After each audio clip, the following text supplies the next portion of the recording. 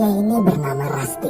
Dia adalah seorang mantan tentara Amerika, guru, serta mantan pelatih American football di klub sekolah tempatnya mengajar dulu. Siang itu, Rusty sekeluarga akan pindah ke panti asuhan di Texas untuk bekerja sebagai guru pengajar anak-anak yatim piatu. Sesampainya di panti asuhan, keluarga Rusty disambut guru bernama Frank. Di tengah obrolan, tiba-tiba ada polisi datang membawa anak remaja berlumuran darah bernama Hardy. Pak polisi menjelaskan bahwa 2 hari lalu ayah Hardy tewas dibunuh dan ibunya pergi begitu aja meninggalkan Hardy sendirian bersama mayat sang ayah. Frank pun meminta polisi membawa Hardy ke ruang UKS, sementara dia akan mengantar keluarga Rusty ke tempat tinggal baru mereka. Namun saat melihat kondisi rumah yang tak layak, istri Rusty yang bernama Juanita kecewa. Jika bukan karena keinginan suami, sebenarnya dia tak mau pindah. Malamnya Juanita sulit tidur. Rusty di situ mencoba menenangkan dan berjanji akan membersihkan rumah ini besok. Ketika Juanita tidur, Rusty teringat masa lalu. Masa di mana dulu dia bersama kakaknya harus tinggal dan tumbuh di panti asuhan. Pada masa itu, anak-anak panti tak pernah diperhatikan pemerintah, bahkan hanya dianggap beban masyarakat. Sekarang saat sudah besar, dia bertekad akan mengabdi demi memberikan pendidikan yang layak untuk anak-anak panti asuhan. Pagi hari setelah membereskan rumah, Rusty berkenalan dengan petugas kesehatan bernama Doc. Waktu sedang ngobrol, mereka mendengar suara anak panti berkelahi. Tak lama kemudian, Frank datang. Doc yang khawatir anak-anak dihukum pun berusaha melindungi. Ia menjelaskan pada Frank kalau mereka cuma sedang berdiskusi tentang olahraga American football. Akibat kejadian kemarin, esok hari Rusty jadi benar-benar ingin membentuk tim football di sekolah panti asuhan itu. Mendengar ide barusan, meski pesimis, kepala panti akhirnya memberi izin. Siangnya di hari pertama mengajar, Rusty bingung kenapa hampir seluruh siswa di kelas tak ada yang bisa berhitung atau membaca sama sekali. Namun sebagai guru, dia tetap mengajarkan mereka dengan penuh kesabaran. Selesai pelajaran, Rusty langsung menyuruh anak-anak ke lapangan untuk menilai kemampuan mereka dalam bermain football. Choose a partner one-on-one. Set! Fight! Put your opponent in a headlock. You can't wrap up. Keesokan harinya di kantor kepala panti, Frank bilang apa yang Rusty lakukan percuma karena anak-anak yatim itu tak punya bakat. Lebih baik mereka tetap belajar mencetak brosur agar saat dewasa nanti bisa bekerja di pabrik. Jadi tanpa sepengetahuan kepala panti, selama ini di tengah jam pelajaran, Frank diam-diam selalu menyuruh anak-anak mencetak brosur untuk dijual lagi. Bahkan dia tak segan-segan memukuli mereka dengan tongkat bila membuat kesalahan. Sayangnya kepala panti yang tak pernah tahu perbuatan eksploitasi anak itu pun justru menganggap Frank guru yang baik. Karena terhasut, kepala panti kemudian memanggil Rusty dan menyuruhnya berhenti melatih football. Ia merasa belajar mengenal dunia kerja lebih baik dibanding sekedar dunia olahraga. Toh syarat lulus tes ujian juga dinilai dari keahlian membaca dan menulis, bukan olahraga. Apalagi sekarang ini untuk membaca satu kalimat aja para anak yatim masih belum lancar. Namun bukannya patah semangat, Rusty malah semakin tertantang. Dengan bantuan sang istri, dia bertekad akan mengajari mereka lebih giat lagi. Our focus, better to repetition so that we can pass better in most sports. Some inheritable traits need to focus. Damn it, boys! Football, man! Now most boys your age need a more chaotic clever dealt with some hardship. You're unique. And that's called mold. But the examination, fortunately for you... You're right. Glock, Texas Christian hats, helmets, and crab plates and pitcher. I want you getting blessed. That's where all life is. Hari ujian pun tiba. Seluruh siswa berusaha menyelesaikan soal ujian yang diberikan. Malamnya di halaman rumah, Rasti terlihat khawatir bagaimana jika anak-anak tak lulus. Berbeda dengan sang suami, Juanita justru terlihat tenang. Semenjak membantu mengajar di sini, dia sudah mulai bisa menerima keadaan, bahkan merasa jauh lebih bahagia dibanding di tempat tinggal sebelumnya. Besok siang, waktu sedang berlatih football, kepala panti datang dan memberitahu hasil ujian kemarin. Dari 17 anak, hanya 5 orang yang gagal, sementara sisanya lulus dengan nilai pas-pasan. Mendengar pengumuman barusan, mereka senang lalu kembali melanjutkan latihan. Tapi saking semangatnya, bola ditendang terlalu kencang hingga rusak kena lidah buaya. Latihan pun terpaksa diliburkan sampai bola selesai diperbaiki. Beberapa hari kemudian, Rasti bersama Dok pergi menghadiri pertemuan Liga Football antar sekolah. Di sana Rasti mendaftarkan tim footballnya dengan nama Masonic Home. Namun ketua liga menolak pendaftaran tersebut karena sekolah Rasti hanya memiliki sedikit siswa aja, sedangkan peraturannya setiap sekolah diwajibkan minimal 500 siswa. Dok lalu membalas, menurut peraturan walaupun jumlah siswa kurang, tapi jika para peserta dari sekolah lain tak keberatan, maka Masonic Home tetap bisa ikut. Setelah diskusi cukup lama, panitia memutuskan pendaftaran tim Masonic Home dalam kejuaraan football antar sekolah diterima. Sepulangnya dari sana, ketika Rasti menyampaikan keputusan pertemuan tadi, semua anak terlihat sangat senang. Pertama kalinya dalam hidup, para anak yatim piatu yang selalu dianggap beban itu kini bisa punya harapan untuk meraih prestasi.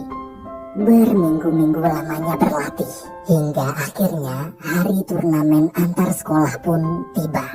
Tapi karena ini pertama kalinya tim Masonic bertanding dan masih belum kompak, tak ada satupun anak yang bisa bermain dengan benar. Bahkan waktu Hardi berhasil mencetak poin pertama, poin tersebut dianulir wasit gara-gara temannya membuat pelanggaran. Seluruh anggota tim jadi pada berantem saling salah-salahan. Meski malu, Rasti dan Dok tetap berusaha menenangkan mereka. Pada pertandingan pertama itu, Masonic Home kalah telak 35-0. Keesokan harinya, saat sedang pusing memikirkan formasi baru, Rasti melihat putrinya menggambar sesuatu. Waktu ditanya, putri kecilnya menjawab kalau dia sedang menggambar suatu formasi football seperti yang sering ayahnya gambar. Dari coretan tersebut, seketika Rasti dapat ide. Malamnya pas anak-anak baru mau mandi, mendadak Rasti menyuruh mereka semua keluar sekarang juga. Di luar, dia menunjukkan strategi yang baru dia temukan berkat gambar putrinya. Berbeda dengan formasi lama, formasi ini lebih mengandalkan kecepatan menyerang memutar ke sisi luar lapangan daripada adu kekuatan fisik di tengah lapangan. Jadi sebesar apapun ukuran badan tim lawan nanti, mereka pasti akan kesulitan mengejar kecepatan tim Masonic. Namun saat Rasti bertanya bagaimana pendapat anak-anak tentang formasi baru ini, semua tetap pesimis, tak yakin bisa menang. Keputusasaan tim footballnya itu membuat Rasti kecewa. Ia lalu cerita, dari kecil dia juga tinggal di panti asuhan sama seperti mereka. Rasti merasa kesepian, merasa tak dipedulikan, dan tak punya ayah ibu yang bersorak di pinggir lapangan. Meski begitu, dia tak pernah putus asa serta terus berjuang meraih mimpi hingga bisa jadi dirinya yang sekarang. Ia berharap seluruh anak yatim di sini juga bisa punya mental kuat sepertinya. Kemudian, di tengah dinginnya malam, Rasti menyuruh anak-anak itu berteriak kalau mereka bangga jadi anak yatim piatu. 1, 2,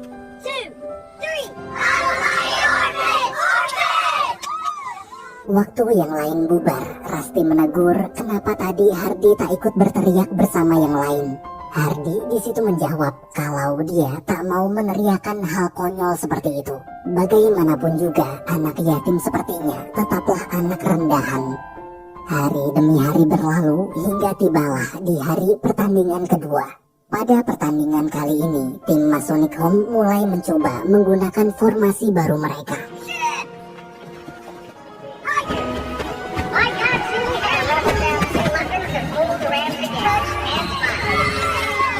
a good start.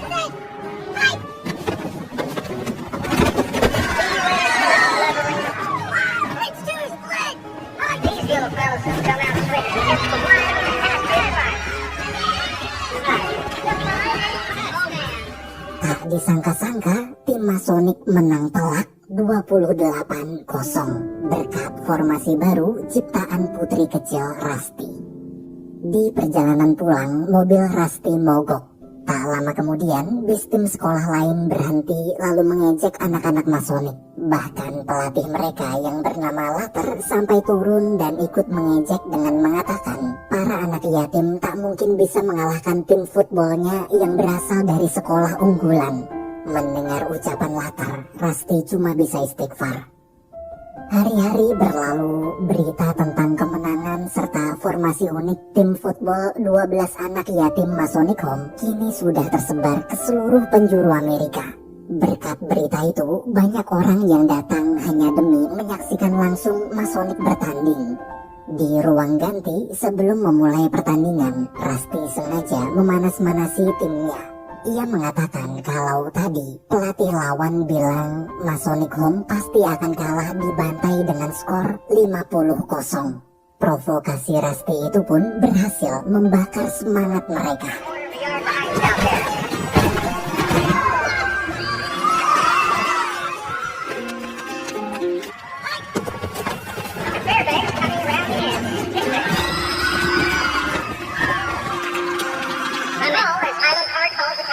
Milo, you take the fullback.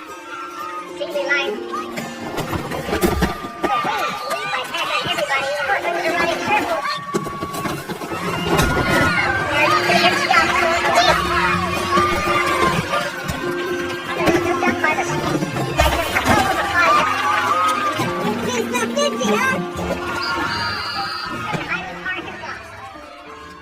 Setelah kemenangan kemarin, kemenangan demi kemenangan selanjutnya selalu berhasil diraih. Kisah para anak yatim yang bisa menang berturut-turut tanpa kalah itu pun viral dan menginspirasi banyak orang, terutama sesama anak-anak yatim di wilayah Texas. Suatu hari di panti asuhan, ada seorang wanita datang mencari anaknya yang jadi salah satu pemain Masonic Home bernama Cindy. Wanita itu menangis meminta anaknya pulang sambil bilang kalau dia menyesal dulu pernah meninggalkan Cindy di panti asuhan ini. Tapi Cindy menolak. Ia tahu ibunya kesini hanya karena sekarang dia sudah jadi pemain football terkenal.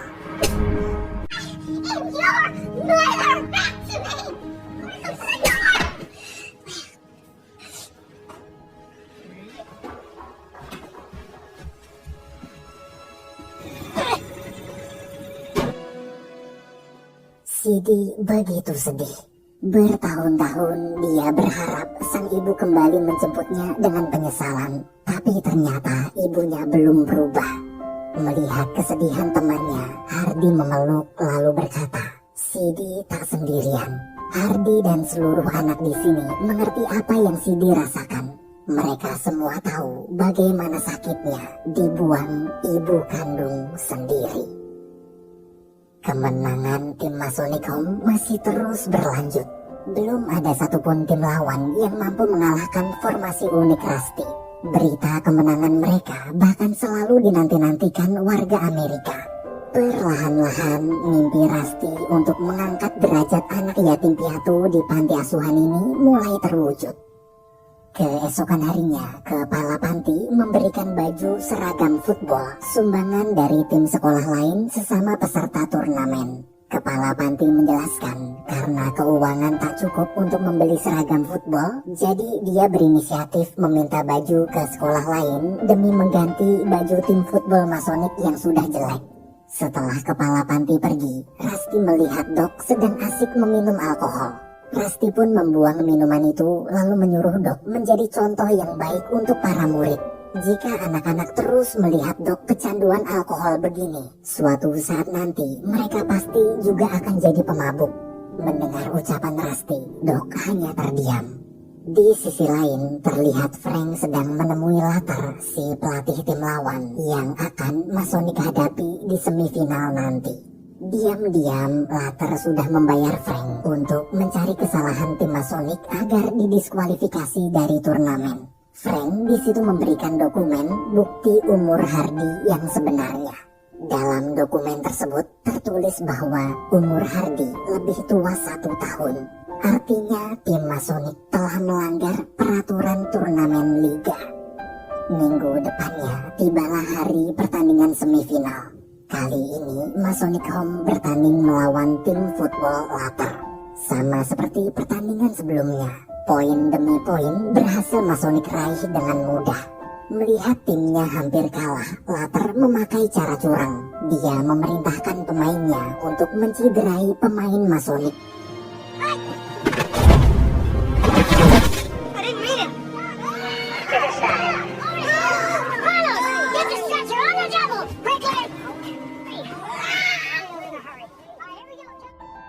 Beruntung, meski kekurangan satu pemain, Masonic Home tetap menang jauh di atas tim Latter, 49-10. Malamnya di panti asuhan, Frank tiba-tiba masuk ke kamar asrama murid pria. Dia langsung menyeret dan memukuli salah satu murid dengan tongkat kayu sampai babak belur, sambil bilang kalau ini adalah hukuman karena telah mengintip asrama perempuan. Setelah puas, Frank pergi dari sana. Hardy yang tak terima temannya disiksa pun marah lalu balas memukuli Frank dari belakang menggunakan tongkat kayu milik Frank sendiri hingga tongkat tersebut patah. Sama seperti Frank, setelah puas, Hardy pergi dari sana. Keesokan paginya, Rusty kaget saat membaca berita koran tentang penuntutan diskualifikasi tim Masonic Home karena dinilai curang memainkan Hardy yang umurnya lebih tua 1 tahun dari anak sekolah lain. Waktu ingin memberitahu Doc, dia bingung kenapa salah satu muridnya babak belur. Mendengar cerita pemukulan Frank semalam, Rusty pun berniat melapor ke kepala panti. Namun ternyata sebelum Rusty datang, Frank sudah terlebih dahulu mengarang cerita tentang kejadian tadi malam, lalu balik melaporkan Hardy. Tapi Rusty tak peduli, dia tetap melaporkan semua kekerasan yang pernah Frank lakukan dari cerita para murid selama ini. Sayangnya kepala panti lebih percaya Frank hanya karena dia guru senior di sini. Mendengar keputusan kepala panti itu, Rusty sangat kecewa. Di rumah, dia curhat pada Juanita. Rusty benar-benar lelah dan tak sanggup lagi bila harus terus berjuang sendirian seperti ini. Melihat keputusasaan sang suami, Juanita kemudian memberikan setumpuk surat dukungan kiriman para fans Masonic Home yang selama 2 minggu berturut-turut setiap harinya selalu berdatangan dari berbagai wilayah di seluruh penjuru Amerika. Juanita berkata bahwa Rusty tak sendiri. Di luar sana ada banyak sekali orang yang mendukungnya meski tak pernah bertemu. Waktu sedang membaca surat di teras rumah, semua anggota tim Masonic Home datang lalu bilang kalau semenjak kejadian semalam Hardy menghilang dan belum kembali ke panti. Mendengar kabar barusan, Rusty yakin Hardy pasti pulang ke rumah lamanya. Rumah di mana dulu ibu kandung Hardy meninggalkannya sendirian bersama mayat sang ayah. Di suatu kandang kuda dekat sana, Rusty menemukan anak itu. Ia kemudian menceritakan kisah masa lalunya. Dulu dia juga pernah merasa ketakutan seperti Hardy. Saat berada di medan perang, Rusty menyaksikan langsung kakaknya tewas di depan kedua matanya. Tepat ketika sang kakak meninggal, dia berpikir di dunia ini sudah tak akan ada yang bisa dia sebut rumah lagi. Namun cerita barusan justru membuat Hardy marah karena merasa tak adil. Baginya rasa sakit itu telah lama berlalu dan Rusty juga sudah sembuh. Sedangkan dia sampai sekarang masih tersiksa. Rusty pun memeluk serta menenangkan Hardy. Di momen itu, tiba-tiba seluruh anak yatim Masonic Home datang. Mereka menyuruh Hardy kembali ke panti asuhan bersama-sama. Panti asuhan yang akan selalu menjadi rumah untuk Hardy pulang. Keesokan harinya, semenjak berita tentang didiskualifikasinya tim Masonic Home tersebar luas, banyak orang protes dan menuntut Liga Football membatalkan keputusan tersebut. Akibat tuntutan publik semakin besar hingga menghebohkan satu negara, sidang liga antar sekolah pun digelar. Ketua liga memberitahu bahwa berdasarkan akte kelahiran, usia Hardy sudah melanggar peraturan. Waktu Hardy memeriksa, dia menjelaskan kalau akte kelahiran itu milik almarhum kakaknya yang sudah lama meninggal. Jadi nama semua anak laki-laki di keluarga Hardy sama. Sang ayah bernama Hardy Brown, nama kakaknya Hardy Brown II, sementara Hardy Brown III. Tapi walaupun telah dijelaskan panjang lebar, ketua liga tetap ingin mendiskualifikasi tim Masonic. Ternyata sama seperti Frank, ketua liga juga dapat sogokan dari lapar. Ketika keputusan ingin disahkan, mendadak sekretaris memberitahu kalau Pak Presiden menelpon. Gara-gara berita ini sampai menghebohkan masyarakat, Presiden memutuskan untuk turun tangan. Di telepon tanpa basa-basi, Presiden yang tahu pasti ada permainan kotor dalam internal liga pun mengancam jika ketua tak mengizinkan tim Masonic Home melanjutkan liga, maka dia akan memecatnya sekarang juga. Mendengar suara ancaman dari orang nomor 1 di Amerika itu, ketua liga sangat ketakutan lalu segera mengumumkan bahwa tim Masonic Home tak jadi didiskualifikasi.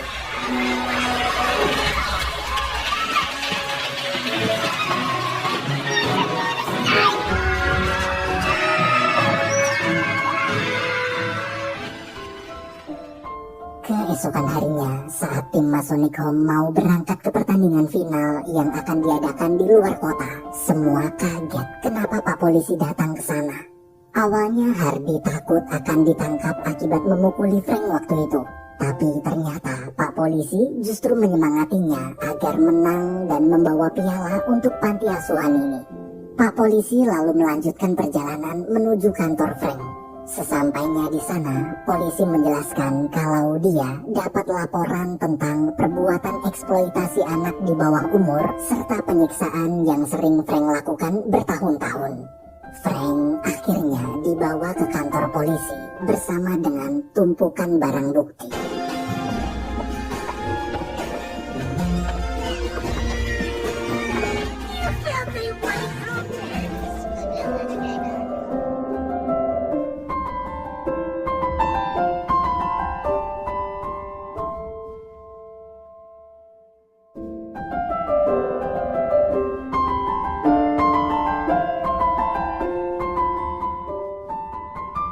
Namun pada pertandingan final kali ini, tim lawan sangat tangguh. Di babak pertama, untuk pertama kalinya, formasi unik mereka tak bisa menembus pertahanan lawan sama sekali. Skor tim lawan unggul 7-0 dan seluruh pemain tim Masonic Home dihajar hingga babak belur.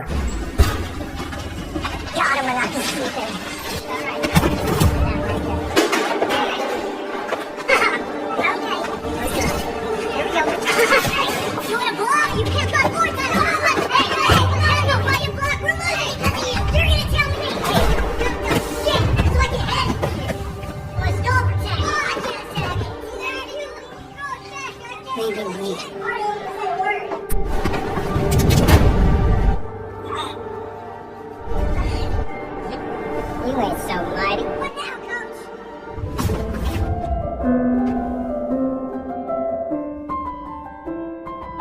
Rusty hanya terdiam menyaksikan anak didiknya putus asa. Semua saling menyalahkan, saling mengeluh kesakitan, dan sudah tak sanggup melanjutkan pertandingan lagi. Di tengah kekacauan ruang ganti itu, Hardy menarik sendiri jarinya yang patah. Lalu berteriak, "Aku bangga menjadi anak yatim piatu." Seketika suasana menjadi hening. Hardy yang selama ini tak pernah mau mengucapkan kalimat itu, akhirnya mengucapkannya dengan lantang. Dulu dia tak percaya anak yatim buangan seperti mereka bisa menang. Tapi dia salah. Setelah perjuangan panjang, tim yatim Masonic Home ternyata bisa sampai ke final ini. Karena itulah sekarang dia percaya dan meminta semua rekannya untuk tetap percaya juga. Jangan menyerah. Hardy memohon agar jangan ada anak yatim piatu di sini yang menyerah sampai akhir. Luka-luka ini hanyalah luka kecil yang tak mungkin memadamkan semangat anak yatim pejuang seperti mereka. Mendengar kalimat Hardy, api semangat juang tim Masonic Home pun kembali bangkit.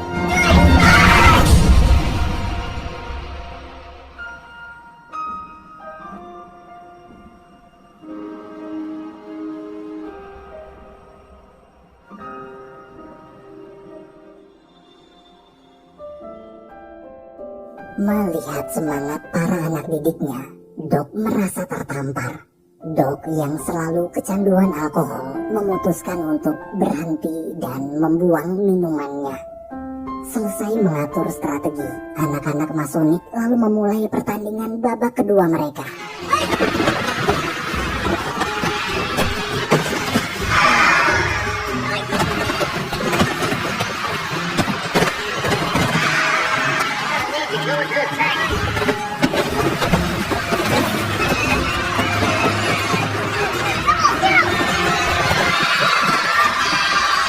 Hardy berhasil mencetak touchdown dan mendapat 6 poin untuk tim Masonic Home. Menyaksikan semangat juang itu, seluruh penonton jadi ikut terbawa suasana dan bersorak mendukung mereka.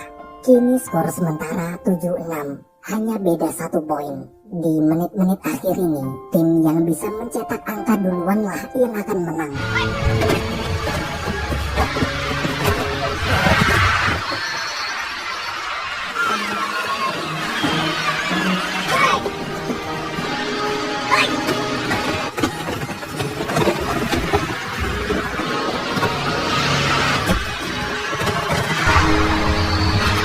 Rusty lalu meminta jeda untuk mengubah strategi. Kali ini Masonic akan membuat tipuan. Karena tim lawan sudah tahu pasti Hardy lah yang akan membawa bola, maka biarkan mereka fokus mengejar Hardy. Padahal dia cuma lari tanpa bola. Bola sebenarnya akan dibawa pemain Masonic lain.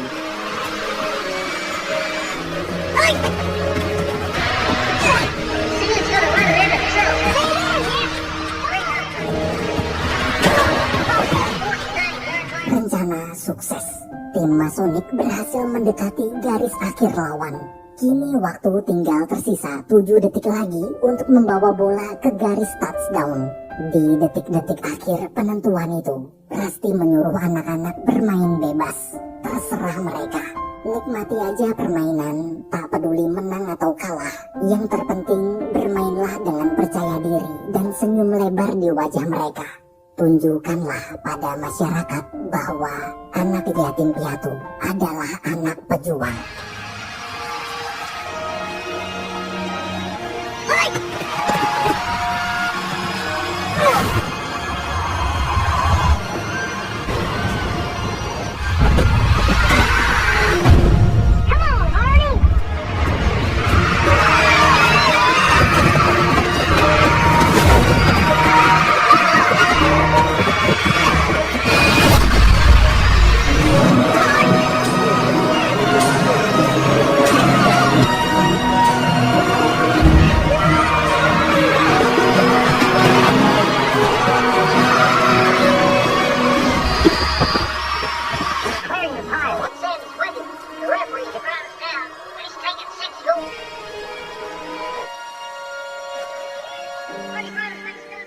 Hardy gagal mencetak touchdown, padahal tipis hanya tinggal 3 inci lagi. Tim Masonic Home kalah dengan skor 7-6. Namun di tengah kekecewaan, pemain tim lawan, komentator, serta para penonton bersorak memberi dukungan untuk Masonic Home. Kisah tim 12 anak yatim piatu yang memulai tanpa apapun itu kini telah mencapai lebih dari apa yang pernah mereka impikan sebelumnya. Masonic Home memang tak bisa memenangkan gelar juara yang bisa dicetak di kertas koran, tapi kisah perjuangan mereka akan selalu terukir di hati masyarakat.